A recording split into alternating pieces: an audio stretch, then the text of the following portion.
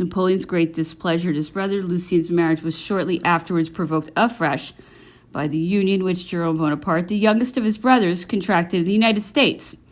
Jerome, who was at that time serving in the Navy as lieutenant, had, towards the end of 1803, married a Miss Eliza Patterson, daughter of a Baltimore merchant.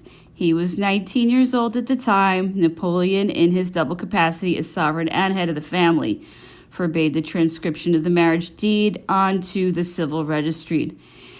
Without having recourse to the law courts, he declared the marriage void on the ground that it had been carried out without his consent, without publication of the banns, and whilst the two parties were minors. He asked the ecclesiastical authorities to annul the marriage, but the Pope, who was already for certain reasons antagonistic to the emperor, taking the interests of a Protestant woman, refused to sever the religious bond which united her to a Roman Catholic.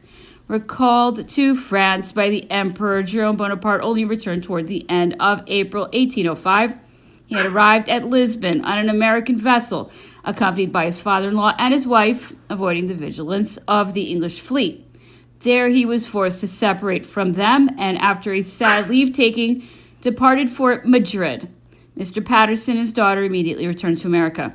Jerome executed to the satisfaction of Napoleon a number of missions with which, as commander and rear admiral, he was entrusted.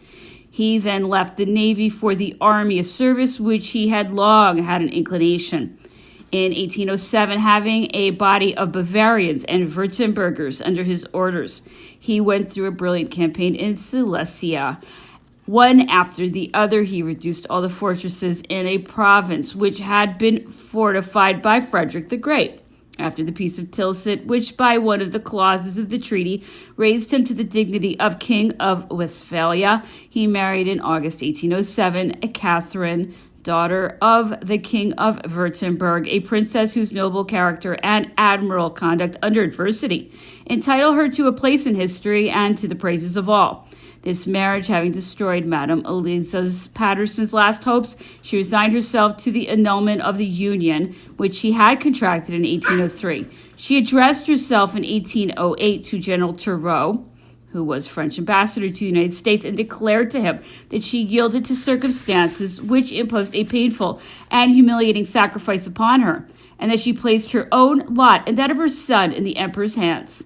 Napoleon, who was at that time in Spain, replied that he would see Madame Patterson's son with pleasure, that he would take him under his protection if she would send him to France, that she could rely on his esteem and his desire to be friendly with her, that in refusing to acknowledge the marriage he had had to yield to political considerations, that he was moreover determined to assure her son's future in a way which would meet her wishes, but that the matter must be treated with prudence and without publicity.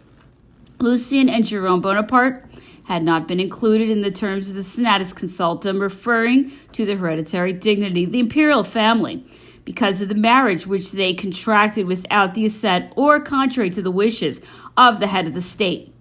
The reasons of this exclusion were well founded, because it was not possible to separate Napoleon's authority as sovereign from his authority as head of his family. Numerous examples can be cited, if need be, to justify his claim to a right which he believed to be his. In our own days, the Duke of Sussex, son of King George III of England, having married Lady Murray at Rome, had his marriage annulled, although he had taken the precaution of having it celebrated for a second time after his return to England. His efforts remained without result, and the marriage was declared void because it had been effected without the consent of the English sovereign. The emperor went to visit Aix-la-Chapelle and stayed there 8 days. The day after his arrival, he received the ambassadors and plenipotentiary ministers, who handed him their new letters of credence and letters of congratulation from their courts on his accession to the empire. They were presented at his audience by Minister Talleyrand.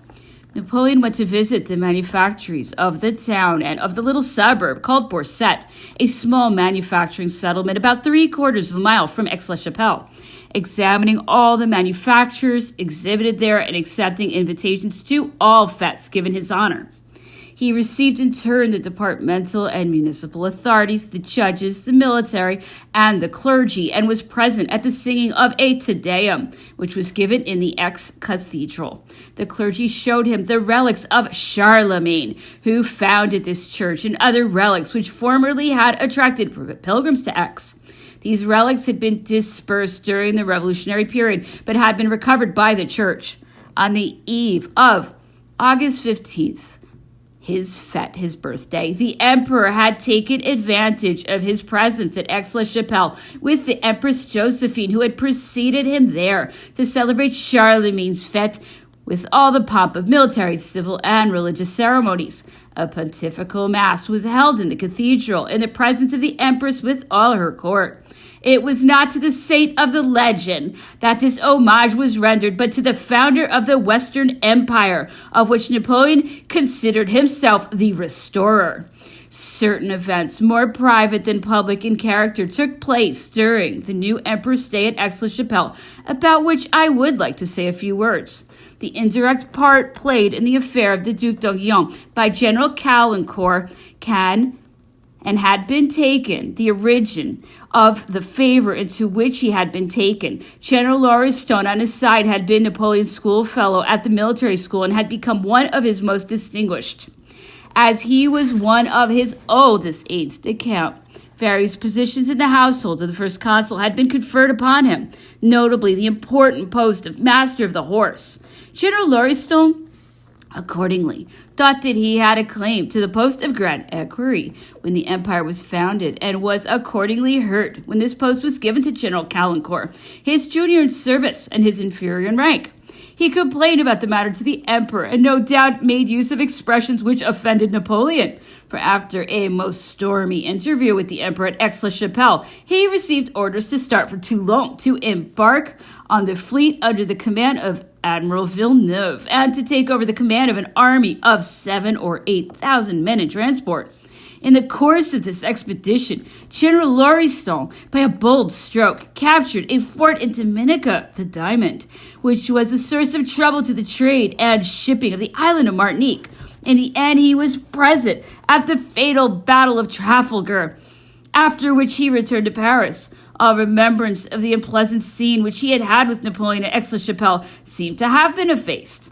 The emperor appeared to have forgotten it, but General Lauriston's attitude in 1814 and since has shown that he at least remembered it. After his return from his maritime expedition, Lauriston resumed his service and was employed in the Grande Armée in important commands, which won for him later on, under the Restoration, his nomination as Marshal of France. I was also, I think, at Aix-la-Chapelle, unless it were at Bologna, that the emperor caused Colonel Mouton, afterwards Comte de Lobau, to be presented to him. This officer was then commanding the 3rd Line Regiment. He had opposed Napoleon's elevation to the imperial dignity and had voted against this proposal. The emperor, satisfied with the discipline which Colonel Mouton maintained in his regiment, and with his knowledge of tactics, was anxious to attach an officer of such merits to his person. He forgot his opposition and sent for him. The military tribune was converted after a short conversation. Napoleon made him his aide-de-camp, and from thenceforward showed him a confidence which this officer justified by the services he rendered. Whilst the emperor was at Aix-la-Chapelle, a fact came to his knowledge, which disposed him very unfavorably towards Monsieur de Talleyrand. A matter was in connection with certain territorial advantages which Napoleon wished to bestow on the House of Nassau, in which he was interested. He had reserved to himself to settle this matter with the King of Prussia, with whom he was at that time on the best terms, when he learned that a negotiation followed up by the French ambassador at The Hague had been entered upon with a view to obtaining an indemnity of 12 millions from the Dutch government for the same consideration.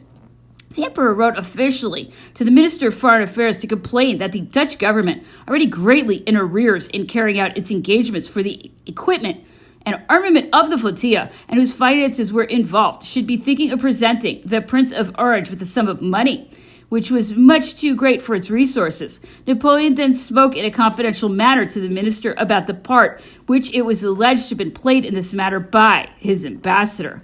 Monsieur de Talleyrand, however, pretended to be ignorant of it. Monsieur de Simonville was accordingly ordered to Aix-la-Chapelle to meet the emperor and commanded to explain. Our agent at the Hague, therefore, produced the instructions which he had received from the Minister of Foreign Affairs himself in the matter. The emperor was most indignant and spoke of nothing less than Monsieur de Talleyrand's dismissal. Armed with the documents which had been handed over to him, he awaited this minister who was to come and work with him. He had placed them in the drawer of a little table and gave me orders not to produce them until I was told to do so. I do not know what happened in the course of this interview, which had threatened to be a stormy one, but Monsieur de Talleyrand went away without the papers being asked for. I heard nothing more about the matter and noticed no apparent difference in the mutual relations of the sovereign and this minister. Doubtless, to make use of Napoleon's own expression, Talleyrand had been so adroitly evasive that after a long conversation he had been able to make good his escape and avoid giving the explanations which the emperor had promised himself to hear from his lips. Such incidents, however, were so many blows struck in Napoleon's confidence in this minister. The emperor continued his journey by way of Cologne, Mayence, and Coblentz, and returned to St. Cloud in the middle of October, after an absence of 3 months.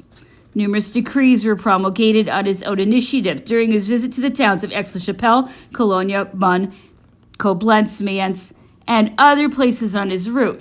Others were prompted by reports which he had asked in his various ministers, and which these presented him on his return. These decrees are a proof of the attention with which Napoleon examined all petitions addressed to him, and of the vivacity of conception with which at first sight he saw what improvements were to be made in the towns as well as in the rural districts, and the works of embellishment which might with advantage be carried out in these places. The institution of decennial prizes dates from Aix-la-Chapelle. These prizes were to be distributed every 10 years on the proposal of a committee of the 4 classes of the Institute, and were to be awarded to the authors of the best works in science, literature, painting, sculpture, and music, to the inventors of the most useful machines for the arts and manufactures, and to the founders of the most advantageous establishments for the furtherance of national agriculture and industries.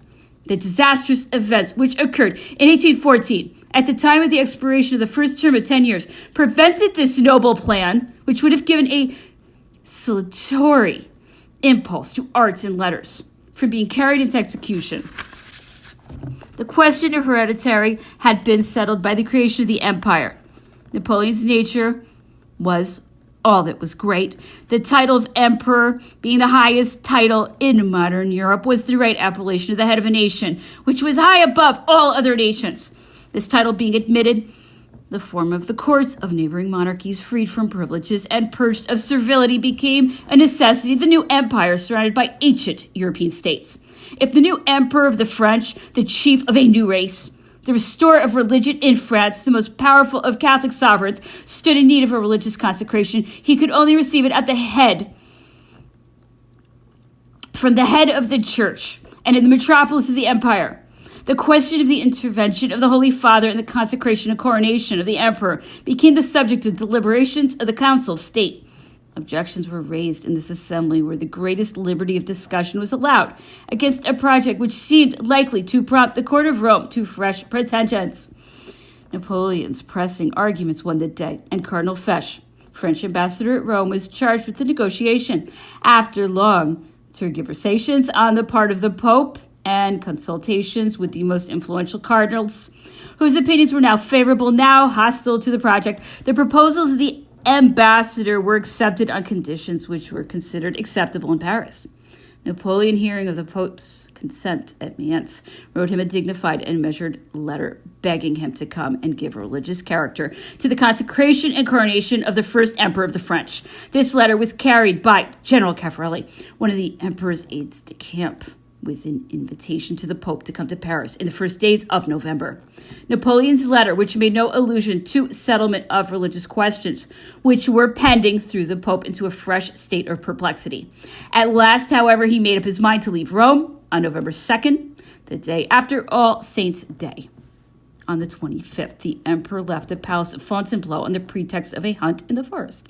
Informed of the exact time at which the Pope would reach the cross of St. H.